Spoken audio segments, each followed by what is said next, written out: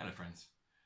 As you know, I don't normally do a spoken intro to my videos, mainly because I think that you don't want to hear me waffling on about God knows what. And actually my videos are not about me, they are about the vacuum cleaners. In this instance though, I actually do want to do a very short spoken intro. You're about to see my 1968 Hoover Convertible 1128. Now, this is an incredibly special vacuum cleaner to me. It belonged to my late auntie, Auntie Ada. You may have already seen her Miele's on my channel. There's an orange one, S224, and a beige electronic one from the mid-80s. I can't remember off the top of my head what model number that is. The reason I just wanted to talk about the Convertible was this was absolutely one of my childhood vacs. When I used to go and visit my auntie, she used to have this Convertible and a blue and white Goblin cylinder cleaner in her understairs cupboard. So I was born in 1978, so if we say all through the early 80s, when I was a very young child, I used to run into her house. It used to go in the back door, through the kitchen, into the hallway, around the corner, and there was the understairs cupboard. And I used to reach up, and I used to fling open the door, turn on the light, and there was the Convertible and the Goblin as well. And I used to love it. Just so many happy memories of going in there and just dragging those vacuum cleaners out and just using them, and it was great.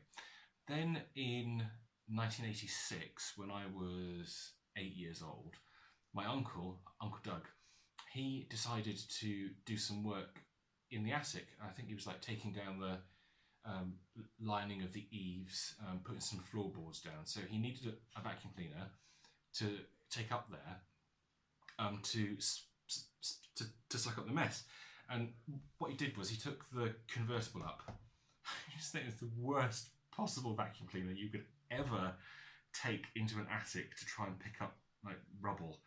Such a bad idea.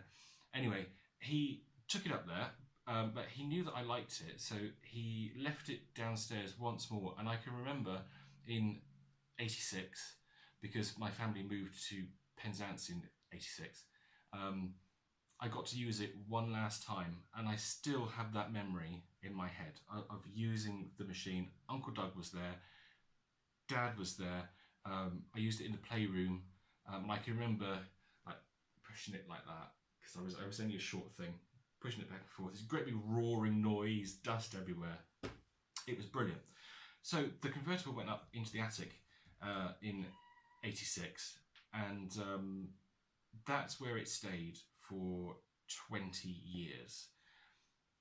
I used to ask about it all the time. I used to say to them, when's it coming down? When's the upright Hoover coming down? When's it coming down? When can I use it next?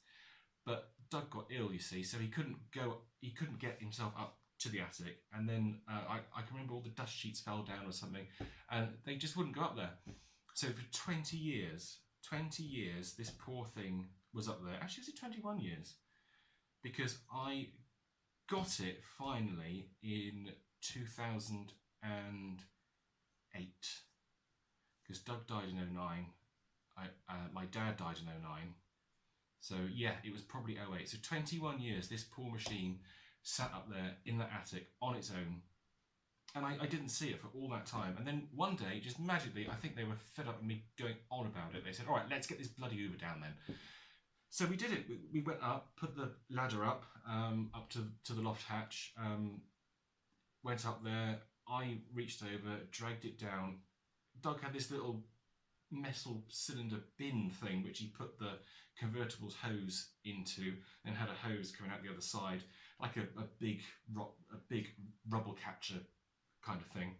So it still had the hose, it had the machine, and it was such a mess. It was a mess. I mean, Jesus Christ, it was covered in dirt and dust, and all the metal had, you know what happens to the paint on them. They go flaky and horrible and everything. So dragged it down, took it home. I was living in Swindon then, so I did a very light restoration on it in 08. and then it just went into storage. I never used it. Excuse the cat, she's probably looking for food. And yeah, and then it just stayed in my collection, didn't use it, didn't do anything to it. And then last year, what I said to myself was, when I had some time off work, I wanted to do a full restoration on it.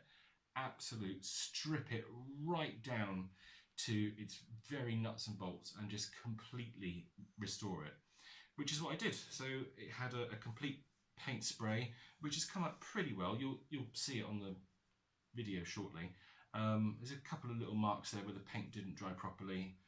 It's very hard to get a good finish with a rattle can paint, especially when it's either hot or cold. You get some little blisters as well, but you can't see it from a distance. It looks pretty good. So the machine runs great. I'll do a demo for you now. I have got the original tools for it. Where they are, I honestly don't know. So when I use it in suction mode, I'm going to use some late Hoover Freedom style tools. So please don't start, you're using the wrong tools, they're not the right tools. I know they're not the right tools, but they will do for now, just to give you a demo of the machine. Yeah, I think that's about it. That's all I wanted to say. It's quite a special machine to me. So let's see it in action. Here we go.